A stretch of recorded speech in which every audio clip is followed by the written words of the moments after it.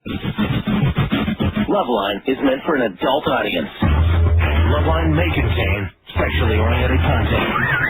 Listener discretion is advised. Evan Carolla, Dr. Drew. I'm not modeling anymore for the two of you. Loveline. Yep, it is Loveline. I'm Adam Carolla. It's Dr. Drew. Phone number 1-800-LVE-191. Fax number 310-854-4455. Dr. Drew is a board-certified physician and addiction medicine specialist. Yeah? Yeah. Yeah. Tonight, our guest is lit in the, now I'm coming in and out. We, say hi, by the way, guys. Hi. Hello. We, Two-fourths of lit here. Lit is doing themselves a little, rockumentary, video. Well, what are you doing out there? Jeremy's doing a Fender guitar video. Probably for their website and, other various promotional uses. Yeah. And that's all it is? That's what all this is about? Yeah, all that commotion in there. That's why everybody's whispering in the lounge. I just tripped over a bunch of stuff when I walked in. You guys were in here. All right, Drew, you want to take a guess? 6 months. I remember. No. I would say 6 months too, but I'm going 8. No. Well, 5? September. September. Ah, see? What is September? What is that? 8. All right, good. I'm 8. Fine. And Seemed just like yesterday. TV show about 8 months ago too? Huh? Yeah. Yeah? You're on the TV show? Yeah. Okay, yeah, sure. Oh, Drew, you're breaking my heart. You don't remember Lit from the TV show? Yeah, we one of the first. I'm trying to think. we were the first one of the first season. You have a TV show? I keep forgetting myself. All right, stop throwing stuff around the studio. I can't remember who was in here a couple of nights ago, or maybe a couple of years ago. No, I think it's a couple of weeks back. Said they're going out on tour, and they're going out with Lit. And Bad Religion? Yeah. Bad Religion. They went out with us. Yes. Just lying. Wait a minute. I'm just funning with you. Aren't you going to go out with Bad Religion? No. Okay, it wasn't Bad Religion. Wasn't Bad Religion. Right, okay. Was it No Doubt? Yeah. Oh. Yeah, it was No Doubt. Yeah, we're going to take them out with us. We're going to open the show. Yes. A lot of people haven't heard yet. But well, it's important that time of the show when people are coming in, they're getting settled, they're buying their beer, they're going to the bathroom, they want to hear something playing. Yeah, I thought No Doubt would be an entertaining band for that.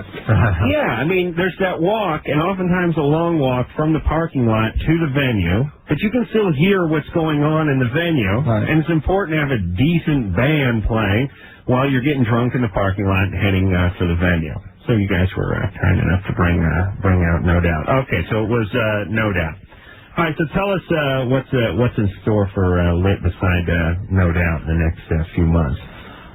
Well, we've been out for 15 months already, and and No Doubt asked us out for the summer, so couldn't turn that down. It's gonna be fun. And any Warped Tours or no, what just are the other good ones? Yeah, no Warped Tour, just No Doubt tour, and we actually have a new song we're gonna play tonight in the second hour. Thank you. Thank you. Yeah, so be sure to stay tuned in to the whole entire show. Oh, they will. And I'm going to have questions for Dr. Drew that you're going to definitely want a pad and pencil. Really? Yeah, and you're definitely going to want to hear some answers. So you had the lowered testicle question? That was last time, yeah. But I got 2 questions this time. Oh, really? What did we answer last time? It was okay? Yeah, everything was normal. Yeah. Yeah, a little asymmetry in the nads is perfectly natural, perfectly healthy. Right, Drew? Yeah, absolutely. Is this something my kids are going to want to see something in here? Yeah, I guess. Drew's holding up what is that, Drew? It's a CD? Mini CD? We have a song on the new animated film coming out this summer called Titan AE, and the song is called Over My Head, which we are going to be playing in the second half. Of the show? Is that the new... Yeah. Ah. Who's doing this animated show? Or movie? It's Fox. My kids are already getting into it. They're promoting the crap out of it already. Yeah. And Happy Meals and whatnot. Yeah. It's a feature, and what it looks like an action. It's like computer meets animation. Yeah. Animated Star Wars type. Blowing up. Spaceship. soon. No one I've heard of is in this movie. Matt Damon and Bill Pullman and Nathan Lane and Ian Garofalo and John Leguizamo. Never heard of them? Not any of them. One of those low-budget films. All right, let's get a couple $100 in this movie. It's going to be pretty good. Get on the phones, and we'll hear some stuff from Lit coming up. David? Yeah. You're 14? Yeah. What's up? Well, whenever I masturbate, the only way for me to ejaculate is to stick my finger up my butt. Mm-hmm. All right. That's good. Now, how do you hold the magazine? I mean, I would put my finger up my butt, but I would end up wedging the entire VCR remote in there with it. That would be the problem. You know what I'm saying, David? Yeah. It's not practical. And Lord knows I couldn't masturbate and drive anymore. What is it you're asking? I'm asking if that's normal. If you're asking, do most people do it? No. But it doesn't indicate something specifically wrong. Okay? Yeah. What are you thinking about when you're doing this? What do you mean? I mean, Vietnam. What do you think he's thinking about? You thinking about gals? Oh, good question, Drew. You thinking about the ladies or the gents? The guys. Oh, you're thinking about the guys? This is bogus call. Yeah, it is. Yeah. All right, sorry, David. Bye-bye. We've deemed you as bogus. All right? All right. Well, at least you took it like a man. Jared?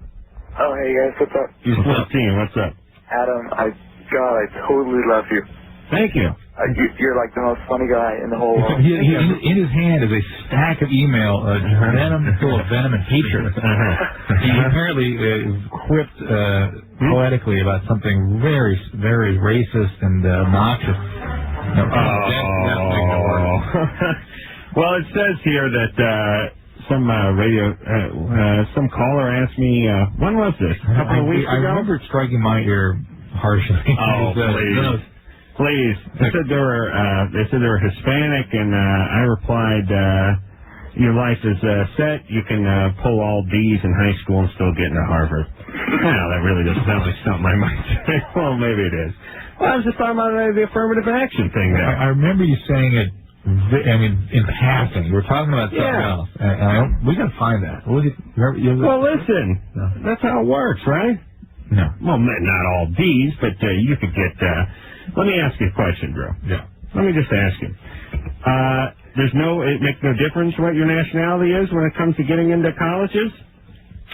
It did at the 70s. It doesn't now? I don't think so? Probably does. I know that there are concerns about it. All right. That makes a difference. But I don't think you can get D's. But let's just use a little exaggeration there for the sake of comedy. I am disgusted with such please. Please. Relax, everybody. Jared, you're 14. What's up? Yeah, and Lit, you guys are great, too. Thanks, bro. It's interesting, though, when people...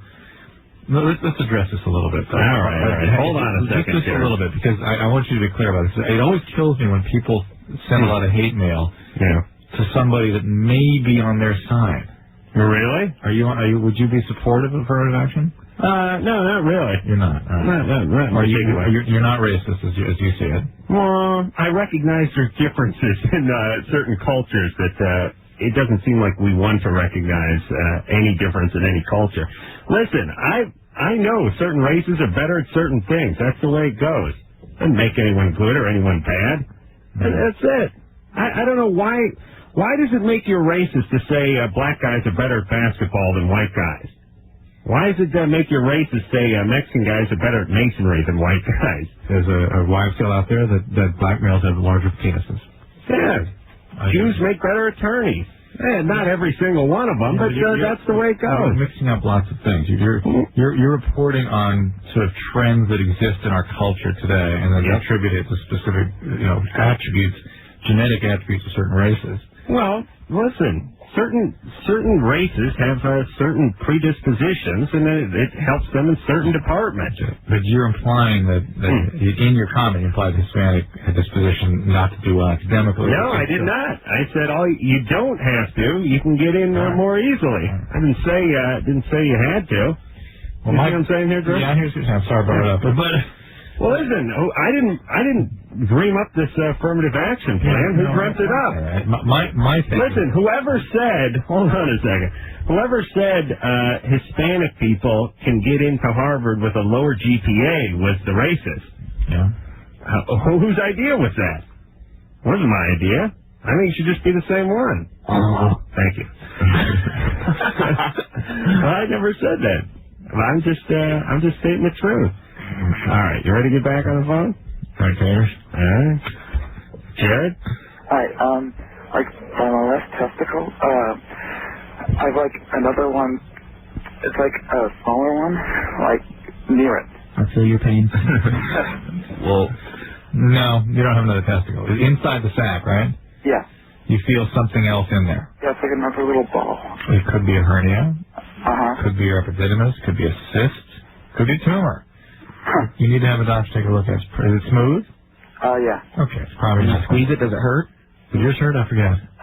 No, they don't hurt. What did yours end up being? No, he had one bigger One that hung lower. One hung lower than the other. That's right. Watch it. A lot lower. Jared? Yeah. All right, so what do you think Jared ought to do there, Drew? Yeah, let a doctor take a look at it. It's probably nothing. Probably it's what they call spermatocele or varicocele, something like that. Let them poke and probe and see what comes. Yeah. Elizabeth? Yeah. Oh, God, I haven't done that yet, but I know I have to do it soon. What? Poke and probe? Yeah, that thing, that butt thing. The sigmoidoscopy? Yeah.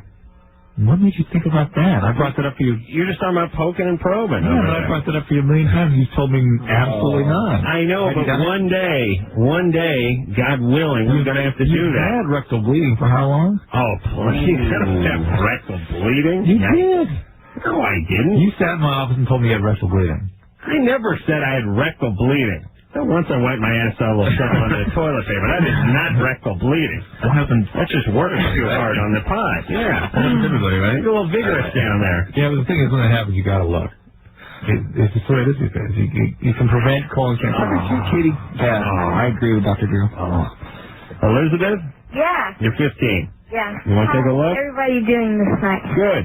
How are you doing? Fantastic. I'm doing all As right. long as you ask, I want to finish the one point with this racist thing you're doing. Go ahead. My point is that when people get so angry, it's always stuff that they're feeling about themselves rather than looking at what is actually serves the greater good of people they're concerned about. Yeah. And sometimes coalition building is better than attacking people that upset you, like advising.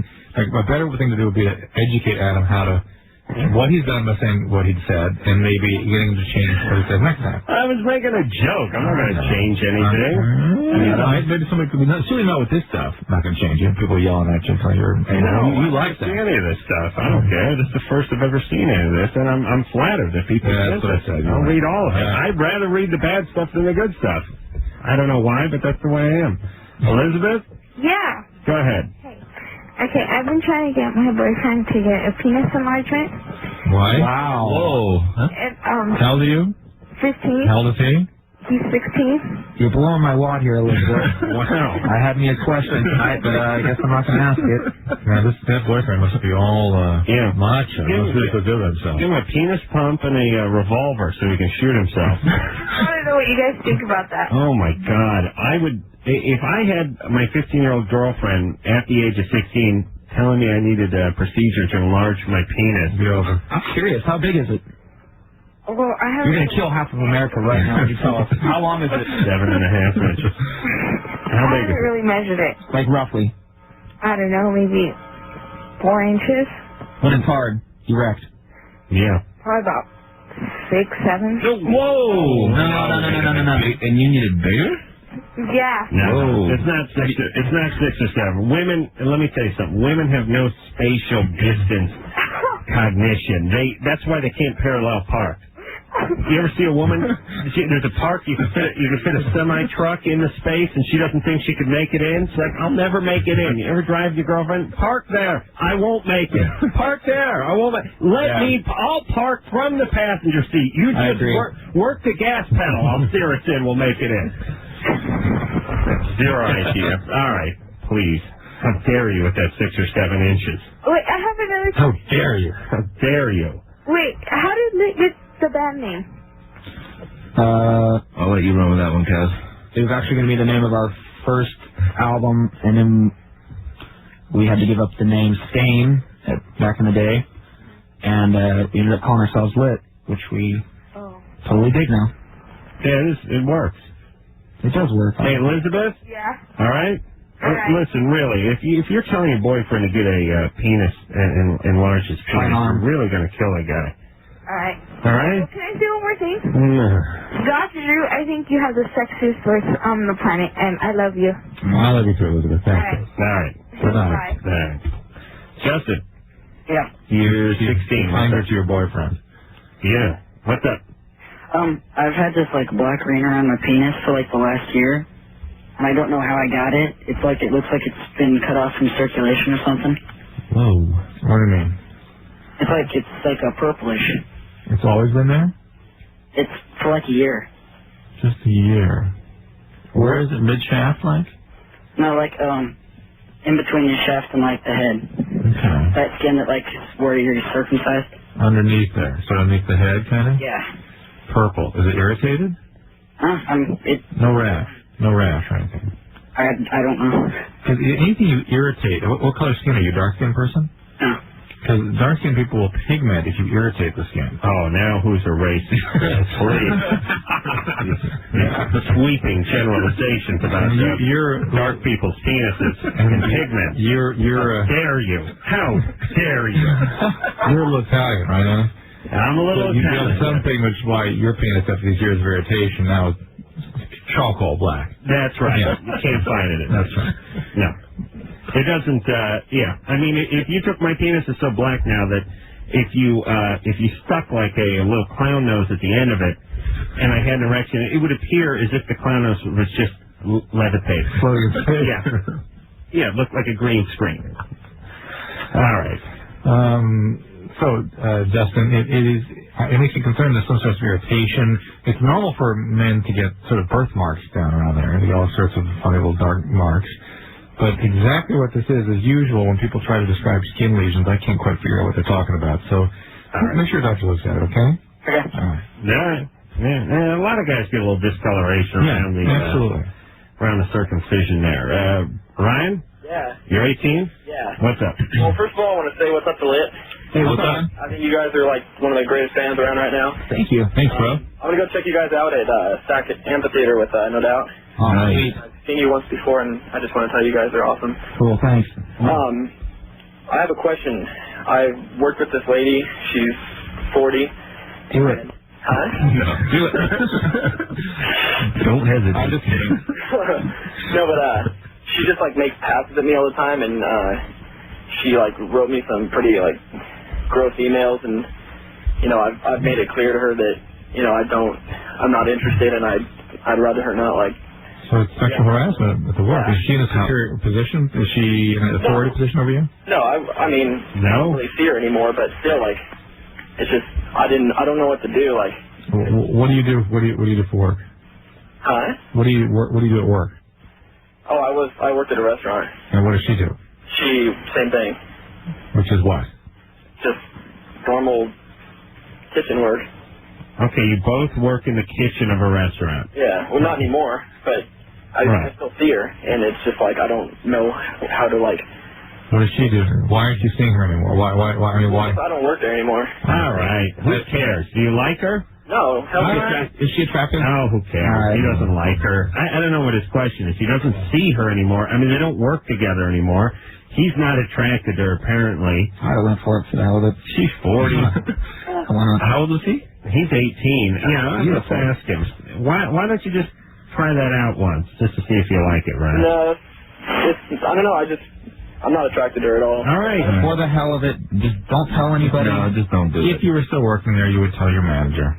Oh, I know, but like it's still like uncomfortable. I don't know. Don't go there. I don't know what to say to her to like. All right, hold on, Ryan. I can't figure out why you're seeing her so much when you don't work there anymore. I don't see her a lot, but when I see her, she's just. Where do you see her when? Just around town. Around town? Yeah, and she'll come up and she'll like do stuff. Oh, shut up.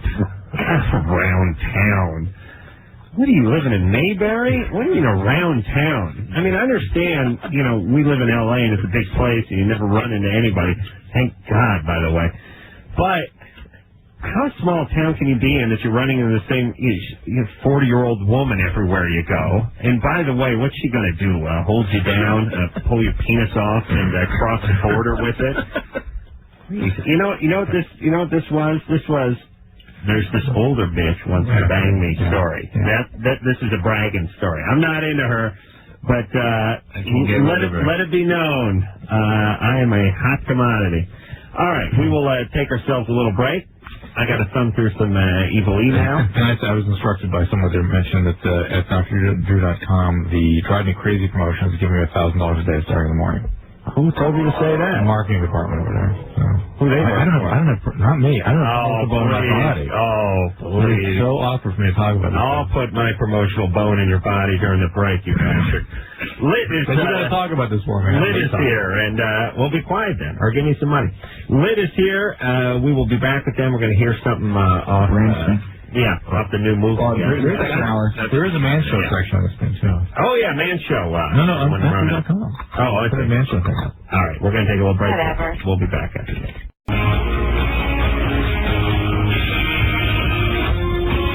This is Loveline. I'm Ann Carolla. That is Dr. Drew over there.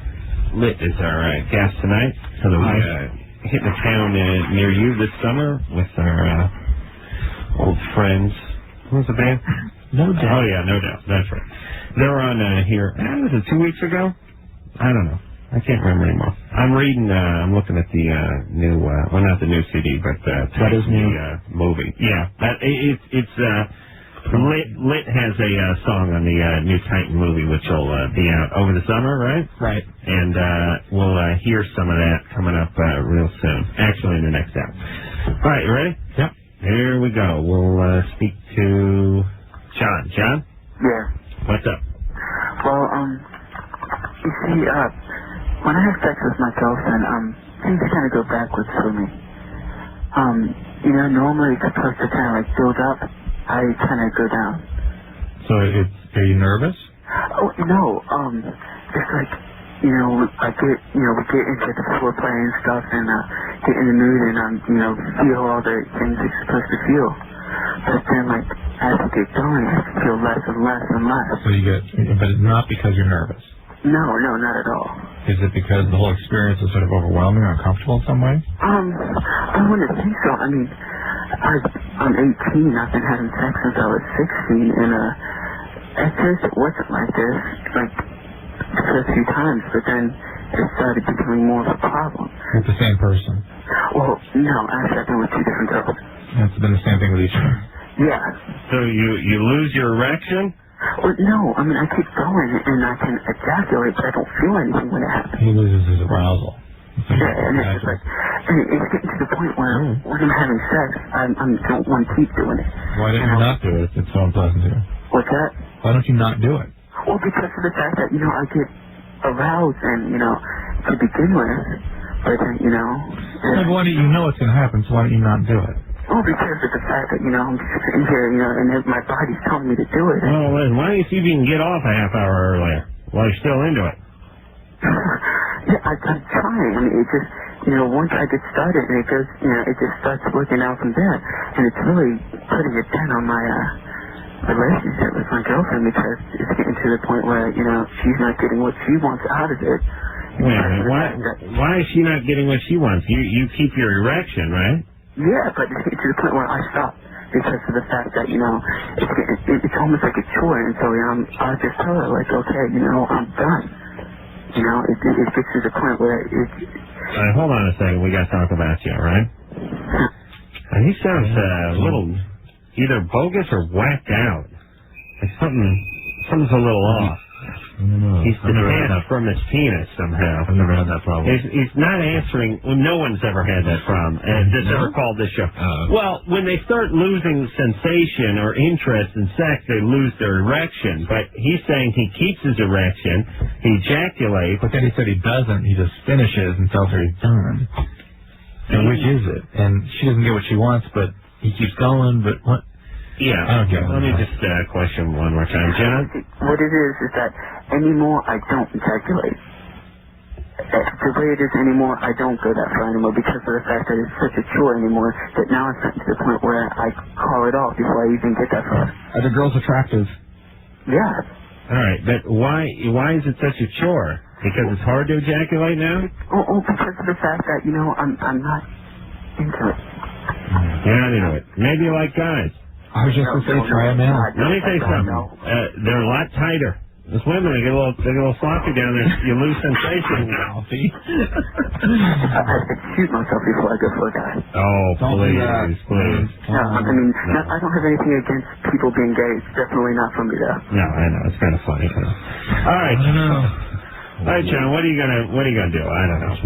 Work it out. I don't know. I don't know that there's anything to do about this. Well, I don't know if there's anything we can do about it in a few moments on the radio here. We're not getting at anything. Yeah. But there's something up. There's something up. Whether it's with the relationship or just with him at this point in his life, or something substantial going on with him overall, we can't tell. All right. Should he go to he should go to a psychiatrist and a psychologist, see what's up. I think you got to lay off sex for a while, see and look at his choices and think about things and grow up a little bit, and see if life doesn't take care of this. If not, it's time to get a medical evaluation. Dave? Yeah. You're 15. Yeah. What's up? I have this problem with throwing and breaking things, and I'm wondering if it's a serious problem. You listen to Limp Bizkit? Actually, I did, yeah. Why? What are you throwing? They have a song called Breaking Stuff. Oh, yeah. Good song. Yeah. It's good if you're angry. Yeah. When you're tired, though, it's not good. What are you throwing? Depends on my mood, but I throw chairs. I've thrown a chair through a glass china cabinet. Any sort of violent expression, an inability to control rage or anger, not a good thing. Okay. Not a good thing, okay? What should I do about it? Well, if you cannot contain, can you contain? Excuse me? Can you contain yourself? Like at school I can, but when I get home I can't. Do you have a backyard? Yeah. Why don't you go set up some bottles and throw some... You have a dog? Balls at the bottle. Yeah, beat the F out of the dog. I think it's a fine plan. Well, listen, was somebody rough with you? Of course. I mean my brother, but that's... Well, what happens, the way that people conceptualize what happens here is that something makes you enraged. You've got a lot of anger you're carrying around for some reason, and then something sort of burns out your brain's capacity to contain that rage. It's as though the region responsible for dealing with stress or helping contain sort of gets so stimulated it just burns itself out. So you can no longer contain that kind of rage. Should I go get professional help? Yes. Okay. Yeah. Well, listen, because this is the kind of thing you should definitely seek some professional help with, because it's the kind of thing that could land you in jail, it could hurt somebody, land them in a hospital. You know what I mean? Are you doing drugs or anything, Dave? No. Have you been? Are you depressed? Yeah, I think so, a little bit. That's part of the problem. Let me explain, I think, what's going on in today's society. We haven't talked about this in a while, Drew. Drew and I grew up in an era when you could punch appliances, like TV sets. I spent the better part of my childhood banging on top of my TV set. No, could you? You had to. You had to. It wouldn't work right. That's like a Zenith, stuff used to be made out of metal. Yeah. And like sheet metal. Everything was wrapped in sheet metal. Yeah. And you beat the S out of it if it didn't work right. Like I remember getting, I don't know why TVs in particular responded to this, but I'd go up, the TV, go fuzzy, then I'd go up to it, whack it real hard once on the top, pow! It would snap in a line. And you would learn different kinds of snap to the whack depending on what the knee was. Yeah, it became like Fonzie. Sometimes there's that vertical thing that would always be flipping around. You get it in the side once. Yeah, punch it in the side. Or sometimes you give it a full-on pile driver on the top, and another time just gave it a good hook, good rib shot. Yeah. But depending on what the show was and what the TV was doing. The fuzzy where it wouldn't come into a channel top. Yeah, just pop. Vertical. Yeah, I spent, Lord knows, I'd probably be in jail right now if it wasn't for all the crappy appliances my parents owned. But you could punch, you can't punch a microwave and you can't punch a computer or VCR. It just doesn't really work. And the metal had a textured sort of wood veneer. Yeah, it was tailor-made for punching. I kicked the crap out of almost every appliance we had. You could beat up on cars back then, too. Stuff didn't break off that easy. A lot of door slamming. You could slam doors a lot, car doors, house doors. Wireless phones down the hallway are beautiful. That's a beautiful way to get rid of the anger. Oh, really? Yeah. Just chuck them? It's awesome, especially when you're on it and it's like getting fuzzy. You just throw it while you're still on the phone, and it breaks, and you just laugh. Phones used to be made, though, like the Merrimack and the Monitor. You could just slam them down. Remember those old, like the rotary phones? When you're done, you got in an argument, you got pissed off or something, you just slam it down. It never broke. You'd crack the body, they say you knew it. Yeah. Guy'd come out the next day. You wouldn't even have to report it. It just was some kind of phone patrol. Yeah, I really think that the violence in today's society amongst the youth, I know they contributed to drugs and this certain kinds of music and all that. I really think it's the appliances. Yeah. Yeah. Is it still the case that you close your door, slam the door hard enough that the jam breaks off? Or is the door still so flimsy? I don't know. I used to break a lot of doors and punch a lot of TV sets, and I was a young Elvis with that. Anthony? Yeah. You're 18? Yes, I am. First of all, I'd just like to say I think you guys do a great job, like Adam and Dr. Drew. Thank you. Yeah, I've been listening to you guys from way back in the day, like in Dr. Drew, like back in the Poor Man days. Wow. You must have been like 10. Yeah, I was really young. Oh, my God. Yeah, but I just think you guys are doing a great job. Thank you. Anyways, my question is, I'm in college, and as you probably know, getting into illegal substances is fairly easy. And I've been thinking about trying ecstasy and mushrooms and maybe even acid. But there's something that's been holding me back, and that is I have Tourette syndrome. And I was wondering if that could have any effect on doing these things. How does your Tourette manifest? Well, apparently I have a really mild case, and my only tick is I'll have, erratic fast blinking.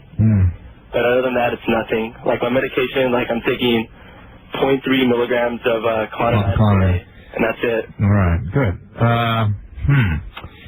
Is there addiction in your family? Not that I know of. My dad drinks, but I wouldn't say he's an alcoholic.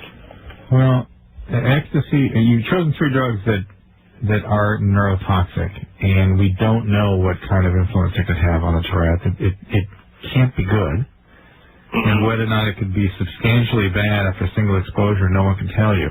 All right, here's my rule of thumb, though, Anthony. Anytime you're on meds already, you can't take any other drugs. Oh, yeah, I mean, I wasn't going to take it. I mean, even when I drink or I smoke bud, I don't take my medication, and I usually end up fine. I didn't mean that nice. I shot up on heroin, so I'm not going to take my Klonopin for another couple hours. I mean, in general, you shouldn't be medicating yourself when you're already on something. I mean, listen, I know you're 18, you got to get effed up. I understand. But you have a potentially dangerous or I don't life-threatening. You're taking medication. You have an affliction that's already good enough that you need to be on medication, and now you're gonna take something else and sort of screw with it. And I don't think that's a great idea. I think only healthy, young, strong people should destroy their lives with drugs. That's the message I'd like to again, ecstasy, mushrooms, LSD, those are the 3, particularly the LSD and the E, that damage brain. They're known to damage brain. So I'm with Drew. Go with the mushrooms. Seriously, you got to go with one because you can't do... I think I've done mushrooms 3 times in my life. You just can't do it that much. You just can't. Your side hurts too much from laughing. Alan? You can't do it. Mushrooms? Yes, I have. Yeah, but you've never done it 5 days in a row. You can't. You would. No. You can't. I mean, here's how mushrooms work. You do it once, and then you go, oh my God, this is the greatest thing ever. I can't believe I waited all these years to do this. I had more fun than I ever had in my life. And then 8 years later, you do it again. Exactly. That's how mushrooms work. I don't know. I don't know why. I don't like some mushrooms. E kind of takes crap out of you too, though. Most people have difficulty doing that regularly. Yeah, but E is just much easier to take. I mean, mushrooms, you gotta, take it and put it in a peanut butter and chew the thing like a cow pulling a cud, Growing in poo also. Yeah, it's been out in a cow patty, and it's not pretty. E is more convenient to pop it in, Right. Yeah. All right, we're going to take ourselves a little break. Lit is here, and we will hear something off the CD, A Place in the Sun, when we come back.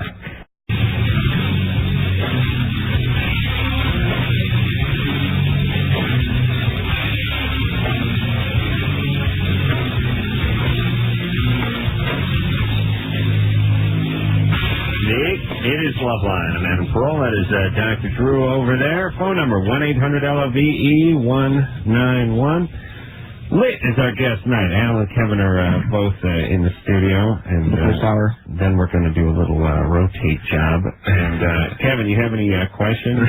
Dude, I have a couple questions. So first one, I'm going to start off a little light. Does Rogaine work? Yeah, about 30% of the time. 30%? Yeah. Well, there's Rogaine. Will it not grow? It doesn't grow hair, does it? It can. It can. Yeah, is that the 30% of the time? Yeah, roughly. Maybe a little less than that. 30% will, in my experience, sort of keep and or grow. What if you start 30% keep? And or grow, yeah. And shouldn't it be a little higher than 30% keep? Well, originally, the data was 30% will stay, 30% grow, and 30% no response. But I think it's a little lower than that. Now you've got Propecia you can take. And how's that better? Ooh. Yeah, it's more effective to fill. Does that grow hair, or is that a little bit? Mostly keep, yeah. What if you stop taking it? Does it goes away? Hair goes away. Ooh. But if you're a young guy and you notice yourself thinning out a little bit. I'm 28. We call him Pat. Huh? Let's see. All right. You get on not that bad. It's not bad at all. How you doing? He's stressed like crazy. Where's the problem? Where's the problem? I'm just a little stressed. Show him the top. Oh, maybe I would worry. He worries about it way too much. But I'm the guy that's looking at my mom's dad's photos when he was like close to 30, and checking it out, and I'm like, wow, he's getting a little thin there. I maybe should check out a little Rogaine. How about your dad? Oh my God, my dad, he's thin on top, but he's still, dude, he's dark, and he's almost 60. He's got dark hair, and there's like a little tiny bit of gray, and a little thin, but still looks really cool and hip, you know? He can like totally do the slick thing. Now, listen, you don't... Marlboro Man. Maybe Prozac, but not Rogaine. Look at it. He's got a ton of hair. Yeah, no. If you want to use Viagra if you have problems. It's right up there once a day. Viagra? Excuse me, Rogaine. That's it, Viagra? Yes, that's amazing. You would go Rogaine before you went the other one. Yeah. Does Rogaine stop after you use it too? Or he's got tons of hair. It's not easy to grow something back. He just wants to try to prevent something from being lost. And listen, by 28, it would have made it. It would have started making its move by now, right? Usually, it's not like it's thin out. I don't see the thinning at all. No, you know what? Try to stressed. Yeah. Do you have an eating disorder as well? Oh, please. I don't see the thinning. You know what? I was using like Murray's grease. It's like this thick stuff, and everybody's like, dude, because it doesn't wash out. Like you seriously have to wash your hair for a month, and it's all out finally. But I've been using that forever, and I'm just wondering if it like clogs my pores and like my hair wasn't growing or something. I don't know. No, but it may have, because I don't think your brain is getting air. That's true. You have a ton of hair. It's a ridiculous question. What is the next question? Oh, look at your hair. A friend of mine wanted me to ask about penis enlargement. Yeah. And what's the your penis is a muscle, right? No. It's not a muscle? No. That's not like muscle meat down there? No. God, no. And you can't get like an operation, it won't work? You can get an operation that sort of squirts fat in there, but it doesn't really work. Yeah. You can't thicken it up? Sorry. No. You're very disappointed. No, it's not. You know what? It's not me. I don't have the problem. Believe me. Well, we don't need to hear any more about your personal life. Any types of exercises that he can, or we mean that guy can do? He's got this other friend wants to know about calf implants. And our guitar tech wants to know if the pump works. It seems to me while it might lengthen a flaccid penis, when the penis that's erect will look, because the cavernous body inside the penis that fills with blood doesn't really change. You can't really lengthen that. So it would stay the same, but you'd have this sort of elephant's trunk hanging off the tip. I could work with that. That'd be kind of cool. Yeah. Could you suck up water with it like an elephant? If you drop it in a tub and spray it at the people that were watching or something? No, but you can pick up penis with it. All right. Rachel? Yeah. You're 21? Hey, what's up? What's up? Hey, lit. You guys are so rad. Thank you. I've been a fan for almost 3 years when my friend played Tripping the Light for me. Sweet. And I was at your CD release show a year ago, February, and it was like $1.05, and I totally missed my chance to meet you guys, so I'm kicking myself. But, so that was a year ago, and, you know, now you guys are doing a video with Pamela Lee. What's that all about? She digs me. No, yeah, you know, we did. She asked us to do her VIP TV show, and we did it, and then we did the Miserable video. And we had what do they call those things? A script to do a video with a large treatment of Lit performing on a large chick's body, and we weren't into it. And then we said, well, if Pamela would do it, it would make sense. So she agreed to do it, and it's a great-looking video, by the way. Thank you. It's awesome. Thank you very much. All right. Anderson just whispered in my ear, segue, which now makes it a bad segue. But we want to hear Miserable from I thought we were going to hear it in the next hour. No, that's the new one. We're going to hear the new song. The world premiere. Get hit. Thanks, Rachel. Thank you. Thanks, Rachel. Awesome. Thank you. Off Place in the Sun, speaking of Miserable, here it is. Yep, it is Loveline. I'm Adam Carolla. That is Dr. Drew over there. Phone number 1-800-LOVE-191. Stone Temple Pilots will be in here tomorrow night. Al and Kevin have given way to AJ and Jeremy, who are here representing the third and fourth quarters of the band Lit. Place in the Sun's the name of the CD, but we're going to hear something off the new soundtrack that they contributed to, Titan, which is the name of the not computer animated. Well, it's animated and computer animated, right? Yep. And done by Fox, and it's going to be out in June, so I hear. And looks good.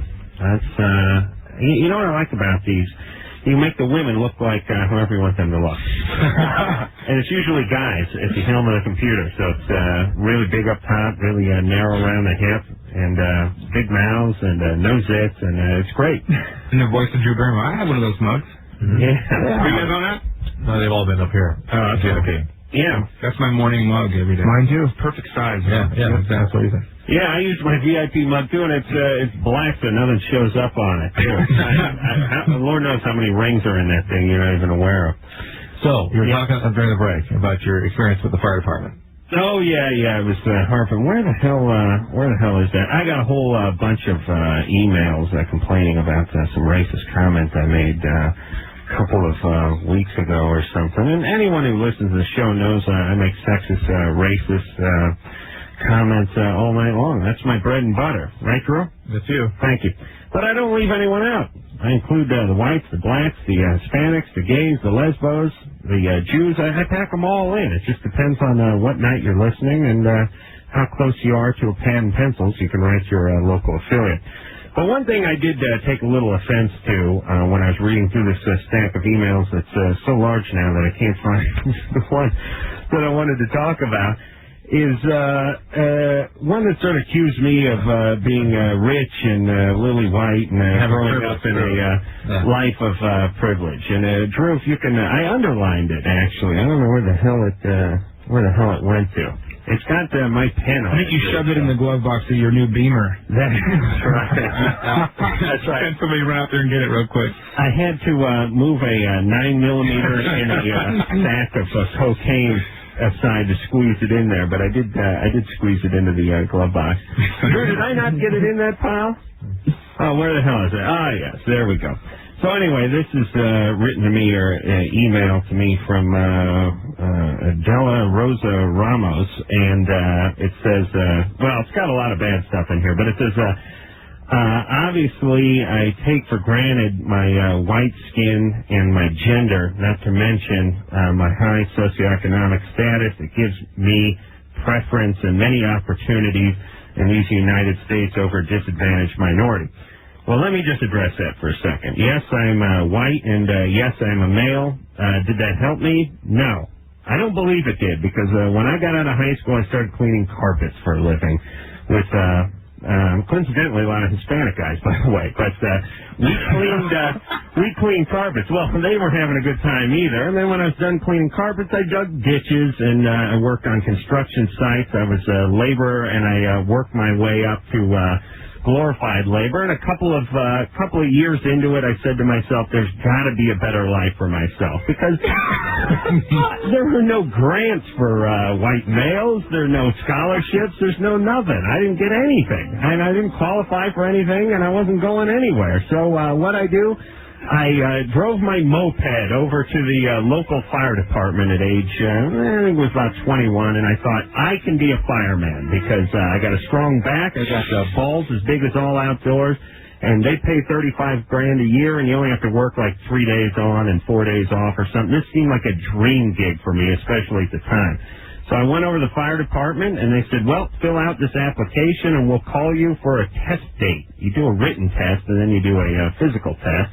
And we'll be phoning you. So I waited by my phone for about 4 years. And then the phone rang one day. And it said, you have a test date to take your fireman test. 4 years ago I signed up for this test date. I went down to Hollywood High where they conducted it on a Saturday. At that point I wasn't even interested in being a fireman anymore. It's just I figured if I waited 4 years to be sodomized, I'd go down on a Saturday and get in that line. I got in line, and there was a black female who was in line behind me. And I was sitting there complaining, as I normally do, and I said, oh, Christ, 4 years I've been waiting for this thing. And I turned around to her, and I said, when did you sign up over at the fire station? She said, Wednesday. Wednesday? That was 3 days ago. I said, that's right. I said, I signed up 4 years ago.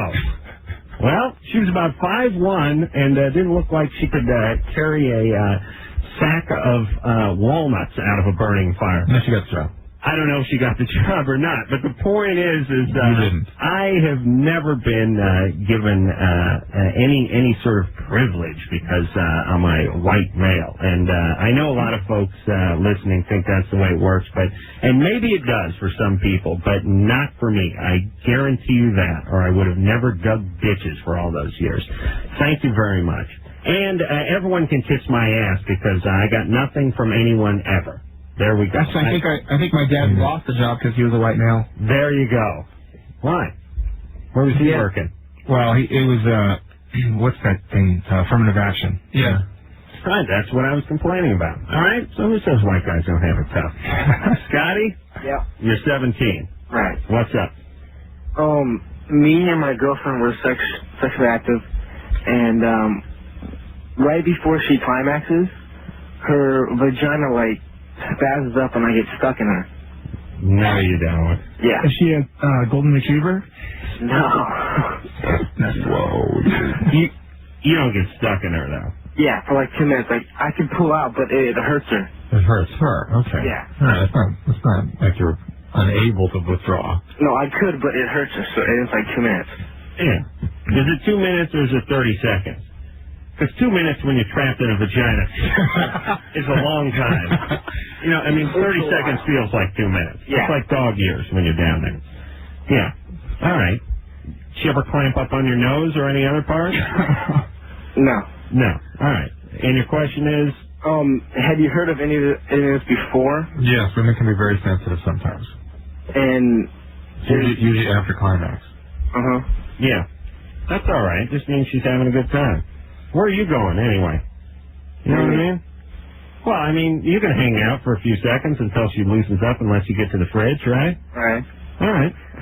But you may want to, pack a cooler with a beer and a sandwich or something just in case you get trapped there for any real length of time. All right there, Scotty. Thanks. Yeah, you're fine. Bye-bye. She's fine. Listen, I like that. It's nice to know a woman is having some sort of reaction. You have to check their pulse, don't you? Yeah, I usually just have to shake them. It's either like wake up or what I'll do is I'll put my ear down by their mouth to see if they're breathing and kind of hear it. Or during this artery or something. No, you get that mirror by the side of your bed. That's right. If it fogs up, that means they're still alive. Thank God it fogs most of the time. Emily? Yeah. You're 18? Mm-hmm. What's up? Well, another sex question. My boyfriend had like a mouth on his sore, and he went down on me, and I was wondering. Well, I didn't see it. That's a serious sore he had.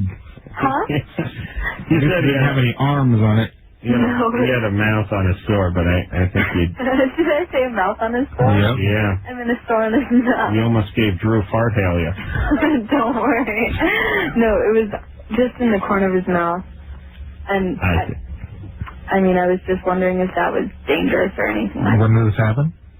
That was like last week. Yeah, have you had the outbreak yet? No. You're probably not going to. So is it real herpes? Would it look like a cold sore? It kind of did, yeah. Yeah, there you go. It's real herpes. So it's transmitted like orally? Well, It's not a big deal. sometimes guys just for a gaggle stick something on the side of their lip, especially if they're with a new lady. That's what I do. I take a Jolly Rancher and I'll just stick it on the side of my lip, and then I'll cover it up with like makeup, and a little crust on it. But it's the same thing, right? Same virus. It's just a different location with a different name, right? Same virus. But you say he did it a week ago. She would have seen something by now? She would, well, within 2 weeks. So she got another week to wait and see. You know what's weird? How can you can get a sore on your mouth and not on your genitals? Yeah, how does that work, Drew? What do you mean? Like somebody with herpes, say of the mouth, or they didn't put their mouth on their penis. What are you talking about? Okay, so it's all a matter of where you made contact. Yep. Okay. Yep. I mean, we've been together. Yeah, but I mean, hold on, Drew. You could get a sore. I mean, this is the interesting thing. You could get a wart on your hand. Yeah, that's it. Whack off. You don't get anything. Right. On your Auto inoculation is. You could get herpes on your lip, rub your finger on it, and put it on your penis and not get it. And or you can. Yeah, but it typically doesn't. Yeah. Yeah. So do like what, sterile to your own? Yeah, it's not well understood. There's some auto inoculation is difficult to understand. Why don't you guys look into that? Good idea. Okay. Little less time. Well, the dentist look into it, right? No. Crystal? Yeah. You're 16? Yeah. You're turning that screen down, would you? I can never read that thing. What's up there, Crystal? Well, a lot of my friends are taking Dramamine, which is a motion sickness pill, as a substitute for acid.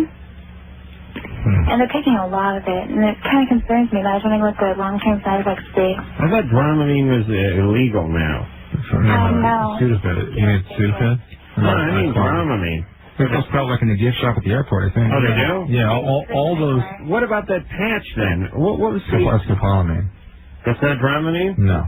Oh, is the patch illegal then? They took it off for a while, but it's back. Oh, it is? Yeah. But didn't everyone refer to that as the Dramamine patch? Or maybe they just, no one ever said I skipolopathy. think that's how you pronounce it, Dramamine. They used to call it, it's transderm scope. That's the name of the patch. All right, something went away that helped you with sickness, and I always thought it was Dramamine. No, it's not Dramamine. But Dramamine and medicines like that. Well, no, Dramamine is the seasickness. Yeah. It is, but it's not in the patch. That's the active ingredient, I think. Listen, Dramamine and Bonine and Antivert, all these sorts of medications are basically antihistaminics. And if you take a very, very large dose, you will get a delirium. Yeah, they said that my friends are kind of weird. Listen, it's a delirium, and the delirium can be very profound. It's an encephalopathy. Your brain doesn't work right. You don't know where you are. You don't know who you are. Yeah, you'll hallucinate, but it's not. I was reading the warning on it, and I was really concerned about them because they're taking like 20 a day, and as soon as they get down, they take like 8 more to get back up again. Tell them to try Robitussin instead. What? 2 bottles of that. Probably go down a little easier. They just hit themselves on the head with a frying pan. That would be easy. That would be more effective. They're calling it the legal acid and everything. By the way, I love lit. And Thank you. So, Crystal, did you understand what I said? yeah. It's an encephalopathy. It's a delirium. This thing, actually. It's a delirium. Right. And it's not a hallucinogenic high the way LSD is. It's not a result of its primary effect on the brain. It's a side effect of an overdose. Yeah. And people can get other problems with this, too. It can be very, very serious. You know, when I was growing up, I knew guys who liked to get effed up, but they didn't seem to have an unyielding desire to get effed up at all costs. Like smoking gasoline. 800 aspirin if they hear it will make them hallucinate. If somebody had some weed, we'd smoke it, and if somebody's older brother scored a 6-pack of Mickey's, we'd gladly go to the park and drink it on a Friday night. But it wasn't like we were sitting around going, well, we don't got any weed, and we don't got any Mickey's Big Mouth. what we do have is a sack of pseudoephedrine and some garlic tablets and some bromide, and if we can mix that all together and we'll put a plastic bag over our head, I think we can catch some kind of rush. You know what I mean? It scares me. I mean, I understand the humans need to sort of alter themselves. It seems like a very human thing, and I think a lot of people. I think that's what why a lot of people are attracted to sex. They get to kind of get out of it for a minute. I mean, they get to be sort of altered. They get to not think about work and not think about the boss or the kids or whatever it is, the school teacher, whatever it is. They're thinking about just sex. And I think that's why people like to get effed up. But to need to go down to the auto parts store, get yourself a thing of Quick Start, spray it into a rag and suck on it, while you're pedaling on a stationary bike, that scares me a little bit. I mean, just scrape a bong, and if you can't get any resins off the bong, then just hold off until you can score more weed or another six-pack. But what is all the, I'm drinking 4 gallons of Robitussin. You know what I mean? Who's the first guy to try it? And who decided that you need 20? Like, I think probably Dramamine comes in, like, packets of, 4 or 5 at the gift shop, and unless you're traveling, like, every other day or something. I think the fact that people discovered toad licking speaks for itself in terms of the human drive. Yeah, there you go. I heard the toads. Weird one from, I was had a really cool opportunity to talk to Steven Tyler for a while about these kind of things, and he was talking about morning glory feed. Sure, he's in a band called Aerosmith. What was that? Did you hear that? Was that? They just dropped a name. Gypsum weed, morning glory seed. These are all things people do. Yeah. And what did he say? What did Steven Tyler say? He was talking about chopping up morning glory seeds and eating them for a buzz back in the day, but was saying that it's not a good thing. And anyway, so who knows? Eric? Yes, sir. You're 23. Yes, man. I just want to say I love your guys' show. Thank you. You guys kick ass. Thanks. Thanks a lot, man. What's your question?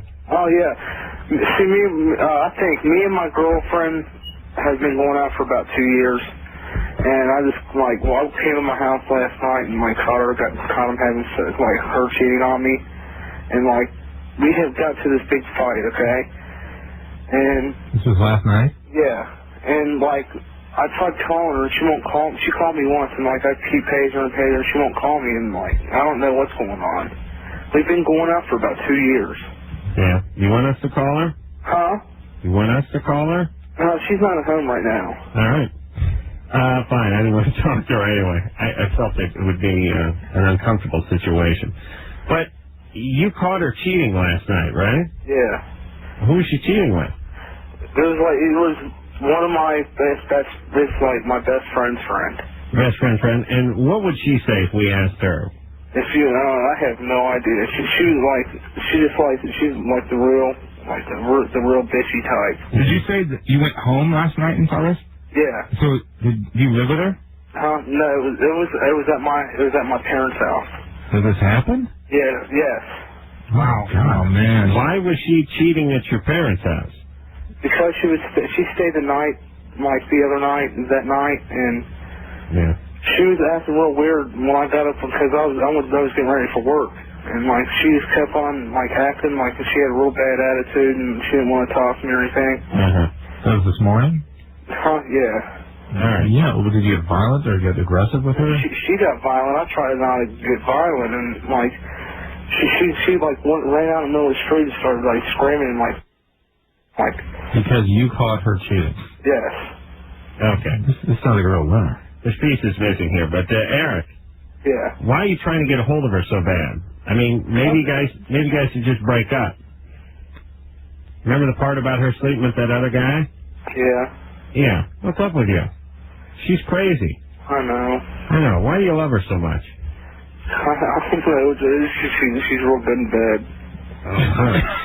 She gets a lot of practice. Yeah. Do it. While you're at work. Eric, please.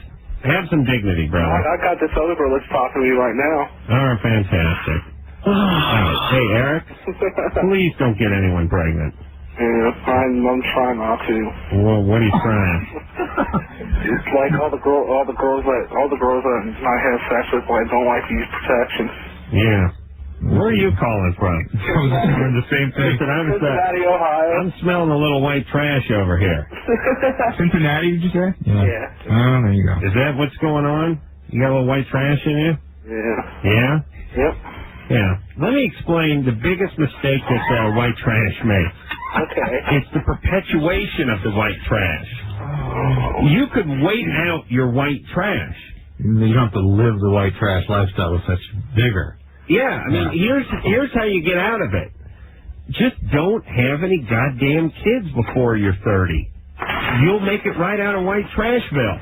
Yeah. I mean, here's what happens. You're banging around with a bunch of other crazy white trash chicks who want to get pregnant because their mom had them when they were 17 and a half, and their daddy left, and they never knew them, and everyone is daddy now. And meanwhile, it's like you're in some swamp, and the more you move, the deeper you get. You need to try to float. Don't fight, float. Don't wrestle. You wrestle, and you just get in deeper and deeper. What happened to quicksand, by the way? That's one of the TV things I forgot about. As every other episode of a TV or movie, someone was falling in quicksand. Now it doesn't seem to exist anymore. I've never seen it. I don't hear about it. No one gets caught in it. That's right. People used to get caught in quicksand all the time. And all of us know to get out of it. It was always the same thing. Don't move. You go deeper. Here's a stick. And the guy'd always go deeper and deeper, and then they'd cut to the pit helmet. Yeah, on top. Just the guy's hat floating on top of it. And I remember growing up thinking, there's a viable chance I may be claimed by quicksand before let's say 25 or 30. I mean, you went to camp or something. Yeah, They didn't have a big... Yeah, I wasn't even going to figure out where I was going to hit this quicksand, but I'd watched enough Tarzan movies, Gilligan's Island, enough Gilligan's Island, enough Shazam. I'd just seen enough 70s TV to realize that if you'd asked me at age 12 what the likelihood of me expiring from quicksand, like, will my life be taken by quicksand, I would have said 50, I'd say 50-50. Right, it's about 50-50, yeah. That's a modest estimate. It's probably more like 65. Yeah, now no one's dying of quicksand anymore. All right, but here's my point. He is going down the same road, his entire family and all these chicks he's banging around with, and this crazy chaotic bitch who's screwing around with his friend, and then running out in the street. This is Jerry Springer here. Yeah. Just don't get anyone pregnant. Don't hang around with the screwballs. Go to work, save your money, buy yourself something, and drive far away. Yeah. That's the plan. All right, we got to take a break. We'll speak to Sarah when we come back. Sarah? Yeah.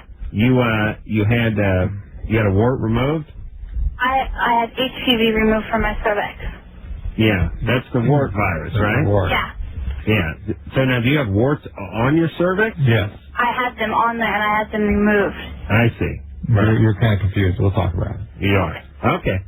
All right. Does that sound like a good person to talk to? Yeah. Hold on a second. Yeah. No, you want to pee. That's why you're saying. Yeah. Come on. I know this.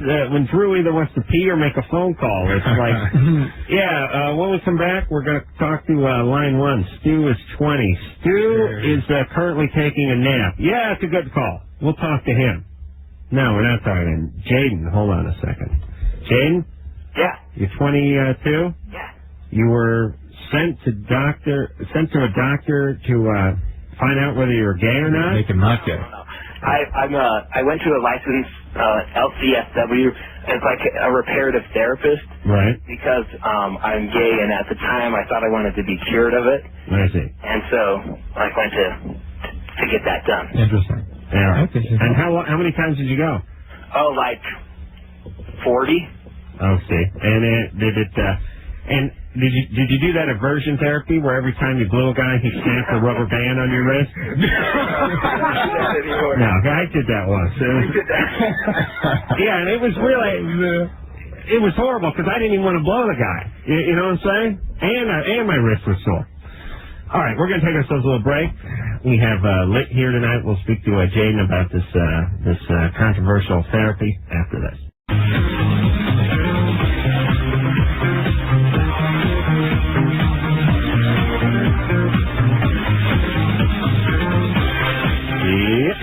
Loveline. I'm Adam Carolla. That is Dr. Drew over there. Phone number 1-800-LOVE-191. Stone Temple Pilots in here tomorrow night. Tonight we have Lit. Jeremy and AJ are in here now. And when we left off, we were speaking to Jaden. Jaden is 22. Somebody sent him to a therapist to see about not being gay anymore. Hello? Jaden? Yeah. Did you send yourself, or did somebody send you to this therapy? Yeah, I was kind of encouraged, but I chose to go. I see. And is this the sort of religious-based stuff? Yeah, it was, unfortunately. And how did it work? They basically, it's all based on the pretense that homosexuality is evil. Oh boy. And that if you are gay, then you need to be, that you can be cured of it, and that it's not. And I think a lot of the way that my therapist thought of it is he explained it to me as he said I was stuck in my development, because he said, like, if you look at 2- and 3-year-olds, they all have friends that are the same gender and stuff like that, and that I was somehow stuck at that age and that I never grew out of that. Like, if I kept going, that I would eventually grow out of my desire or my attraction for men, and I would be attracted to women suddenly. I see. Well, interesting, but you can't talk people out of the anus. How did he propose to get you out of that thing? I don't know. He would just bring up subjects, and he would just talk about things like in the past, and then I would kind of talk about how I was feeling. It was easy to talk to him. But was he suggesting that it's something that could be resolved in 40 sessions? Pardon me? Did he think it could be resolved in 40 sessions, or were you supposed to be there for years? No, I don't know how long he thought it would take. I just got tired of it. Just dropped out. Okay. Yeah, well, I just realized, I started reading about this whole thing, and I'm a psychology major, and I started reading what the APA said about it. I didn't even know about all this stuff, and I had no idea that somebody even gay would just go to a therapist just for that. And that's what kind of the reason I'm calling is because after I read what the APA, they said they denounced it a while ago, I think in the 80s or something. Yeah. That therapy, you mean? Yeah, the whole, and anything, and just the fact that if you're homosexual that you even need to get therapy based on that alone. Right. And so I started reading it, and some of the things that they said about it is that it's been kind of dangerous, and that people who had gone to it had more likelihood of committing suicide and things like that. Yeah. And so that kind of prompted me to quit, but then also... Well, was that I'm not advocating, I'm just curious, is that I'm glad you are. I've emailed you on your website a few times. I missed it, I'm sorry. Is that the specific form of therapy that you had that they're concerned about? Because it sounds like you had this sort of more general therapy with a guy that... Mine was not general therapy. Mine was specifically all right. cured of homosexuality. Well, there you go. And in that 40-week period that you went, did you ever slip up? Oh, well, actually, I'm not sexually active, so it didn't matter. It was all based on my desires that I was trying to change, not my behavior. I see. And are you still not sexually active? Right, I'm still not. How come? Well, I could be, but I feel like I'd have to. The people where I live that are openly gay seem to me to be real extreme and on a lot of drugs and stuff, and I don't want to. They seem like they sleep around a lot more, and I don't want to lower my... Yeah, why don't you look around for a guy, though, that doesn't do it? Oh, tell me about it. That's what I'm doing. All right. In fact, yeah, I'm looking as hard as I can. Yeah, you're going to have to find a young guy who doesn't know he's gay yet. And once a guy knows he's gay, that's it. Game on. Yeah. Game on. Well, Glory holes and Western night. Oh, yeah. Those anal nitrate poppers. It's one big party. Game on. So, do you have a question for us, Jaden? Yeah, well, my question is, what I was wondering is, do you think that I should try maybe, I haven't seen a therapist at all since that one. Yeah. That's the only one I've ever seen. Do you think I should go to another therapist maybe to see about, undoing some of what this therapist did? Well, you just go to a nice secular one that doesn't have a religious twist to them. Yeah. Don't talk to them about, being gay all the time. The vast majority of therapists would not try to even, would not consider that something worthy of just dissection. Yeah, they're bad therapists when you leave at the end of the day and they say, see you in hell. But I'm not clear why you. I mean, just talking to you. Hang on a second. You seem pretty well put together. That's what I was going to say. Yeah. Are you still like? Are you comfortable with the fact that you're gay? Or are you still having trouble with that? Or no, I'm starting to come to grips. Yeah, it's starting. I mean, there's some things that I'm uncomfortable with, but for the most part, I'm really starting to accept that and just try and tailor a lifestyle that I don't have to compromise my morals, so that I can still live who I am. I mean, you're looking for a real relationship. That's very mature. That's very that's substantial. You can handle that. You know you can sort of assess people appropriately, make your judgments. Go ahead and have a relationship. So you wouldn't suggest getting more therapy just for that? Not something else comes up. No. Not unless you're having mood disturbances, anxiety problems. You got to get therapy because you're gay and you're not active and you're scared and you're not having a relationship. But if he's able to do that, well, I mean, be proud of me. I do dig the anal. Like, well, I mean, I've never done it, but that's what I dream about. You know, so when I think about it, that's what I want. So when you talk to those gay guys and you're like, and some of them say, oh, I don't want to have any anal sex. I don't know what they're smoking. I'm not even sure they're gay, but I'm sure they are. So you're saying you're all about the anal except for you've never had it and you're gay. Right. Other than that, you're a spokesman for the anal committee. Yeah, like fantasizer when I whack off. That's what I think about. So. Okay, you go anal. Yeah, and hey, by the way, how come you never say recoculus anymore? I love that word. Oh, I don't know. I forgot. Yeah, you got to get back to gambling. All right, recoculus and gambling. You're right. We got to find our roots. Okay, tell producer Ann. All right. Okay. All right, Jay. Thank you. Thank you. Boy, he's I couldn't figure him out, but something's up. See, that's the problem. He seems like a pretty normal guy. He seems pretty cool, you know? I'm heterosexual, but I'm holding out for the right girl, and I can understand what he's talking about. He seems like maybe he got raised in a sort of religious family and is a little bit freaked out about his proclivity, and oh man, that's got to screw you up. I mean, you know what I mean? You're having these lustful thoughts for men, and you're thinking about all this religion and Bible study and church on Sunday. Well, it sounds like too he's not too stoked on the whole like the Blue Oyster Bar sort of village people idea of being gay, you know? Right. Which to me is everything. Well, that's the whole point. That's the reason if I was going to be gay, I'd want to be a village guy. Can we play a song? Me too. Yes. That song? You want to do that? Yeah. All right. Let me just tell Sarah. Sarah? Yeah. You got to hang on with me. Hey, Sarah. Yeah. Do you want to hear our new song? Yeah. Hey, Sarah, we're going to answer your question. We're going to hear a new song from Lit first, okay? Okay. All right. All right. Okay. Praise yourself. I just want you to know that people who call this show are pretty much interested in their own ass. That's usually the way it goes. And she's concerned about her wart-riddled cervix at this point. Oh, is that Sarah? Yeah, okay. yeah. She's got bigger fish to fry than your new soundtrack. I hear you. All right, this is a new one from Lit. It is off of Titan, which is coming out in June, and this one is called Over My Head. Wow. Man, that sounded good. Thank you. That really sounded good. Wow. I was had the headphones on the whole time. Drew was plugging away on the computer, but I was digging that vibe. The guys were talking to you, Adam. He's got a really the way to answer. No, I'm talking to you, man. Songs. I usually have to listen to songs 10 or 15 times before I decide I don't like them. No, before I decide I do like them, and that one sounded good the first time. That's good. And that was I was told Steven Tyler was singing in the back of that. That's true. How did that come about? Very cool. Well, we did that with Glenn Ballard, who... I was telling you the story. Oh, really? I was listening.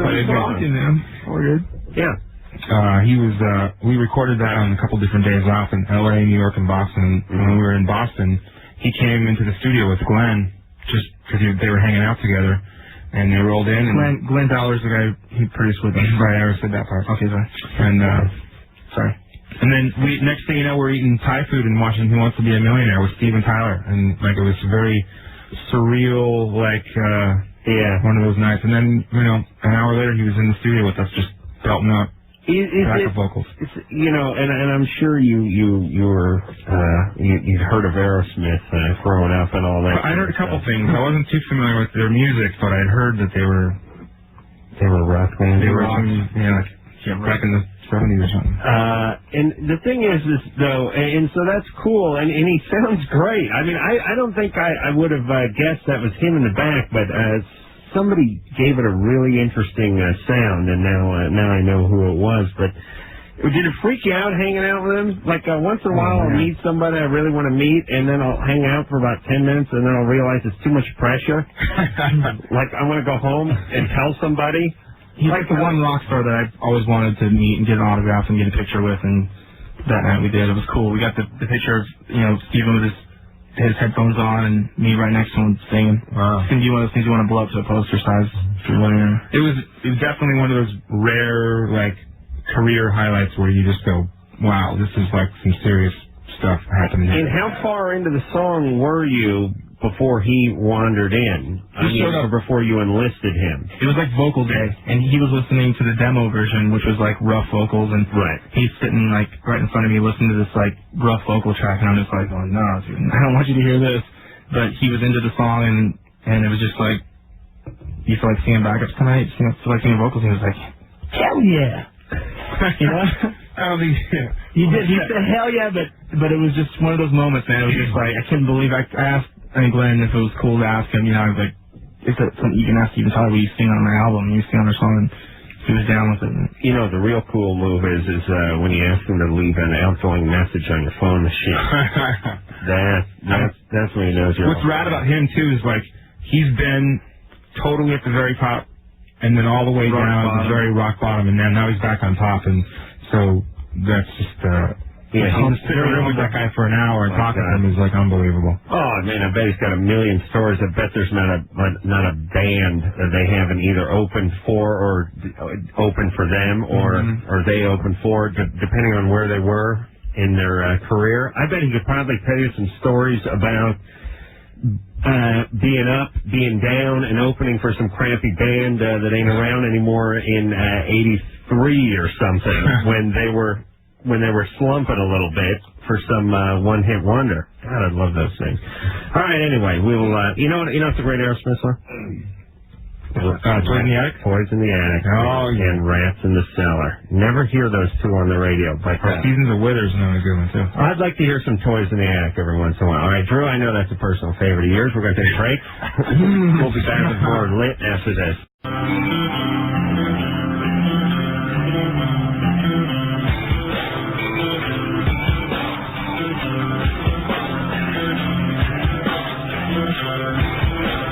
Yep, it is Loveline. I'm Adam Carolla. That is Dr. Drew over there. Stone Temple Pilots in here tomorrow night. Lit in here tonight. AJ and Jeremy are here. Hey, when they get here tomorrow, tell them to say hi. All right, Drew. Remember that. Yep. Says hi. There you go. Tell them Lit's big fans. Very good. You know them? Never, no, but definitely a great band. But they should be popping into a recording studio near you anytime now and taking you guys out for Thai food. That's the way I see things shaping up. Sarah? Yeah. Uh-oh. Sarah. Anderson. Hey, listen. Oh. There it is. Attic. Oh, yeah. Turn it up. Great rock tune right here. All right, just give us a few seconds of this next thing. Sarah's never going to get to answer a question. I don't know. Here comes the good part. I hear the good part.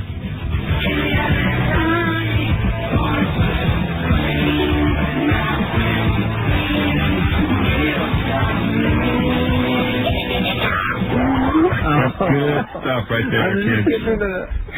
We're getting to the part where he sings with the guitar. Oh, come on, Aaron. We don't have enough of that anymore. Give us that part. Yeah, the guy sings with the riff. Come on. Oh, is this Rats in the Cellar? I think it's great that he has that on deck. Oh, yeah. Kids, you don't know what you're missing.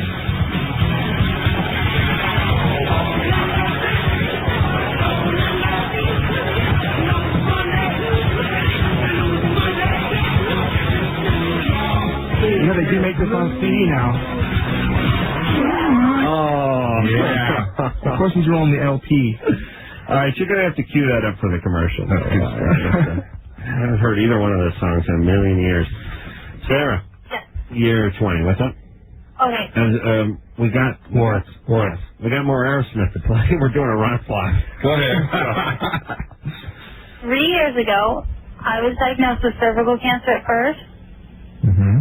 And then they said, like, a year later that I had HPV. Well, that's pretty much what causes cervical cancer. Yeah. Well, now they're saying, this doctor I'm going to, I go to him every 4 months, he says that he thinks this whole time that I've only had cervical cancer and that I never had HPV. Really? That's interesting. But I went to a doctor before who's been a doctor for like 30-something years, and he says that I've had HPV this whole time, that it's never been cervical cancer. My question is, I know the difference between the two, but I want to know, can you pass HPV to another partner if you use a condom? Yes, just because the condom is not a perfect barrier. Because I've been so scared to have sex since I found this out, and I've been with somebody, like we're boyfriend and girlfriend, but and he doesn't understand. I'm just too scared to have sex with He him. probably already has warts. 30% of people your age do. Yeah. But I'm just like scared to even talk to him about it. Why? Well, we were friends before we even... One of the 3 of your friends have this. Really? Absolutely. I don't know anyone who has warts, I don't think. Either they don't know it, or they haven't talked to you about it. Well, guys know it when they have it, though. Not necessarily. Most of the time. Most of the time. All right. And see, I don't like have anybody to talk to. Like, Okay, well, listen, you can use a condom and have safe sex with Especially when the warts are being controlled like this. You're less infectious when the warts are removed. And you do need to talk to your boyfriend about it so he understands what he's doing, the risk he's taking. But the risk to a male doesn't really have any consequence, right? Except that he can pass it to other people. But then again, he should be wearing a condom fastidiously anyway, so. Yeah. All right, so put the condom on and then talk to your doctor about what route to go here. Yeah, it's pretty certain Well, that you... I've asked them, and they've always said, just go out and have sex. But I'm too scared to have sex with him because I don't know how he'll react to me telling him, you know, for 3 years, I've had HPV, and I've never told you. And that's why we haven't had sex. Well, yeah, but you can say it was diagnosed and by the way, cervical cancer. He's been holding out for 2 years. This may be the greatest moment of his life. Saying, here, you don't have to do this, but I've got HPV. I just want you to know why I've been holding out. Yeah. This guy's a swan dive. I want to get her doctor's number, by the way. I like these guys. Go out and have sex. One of them hired me a male prostitute once. All right, we're going to take ourselves a little break so we can hear more Aerosmith, and we'll be back with more Lit after that.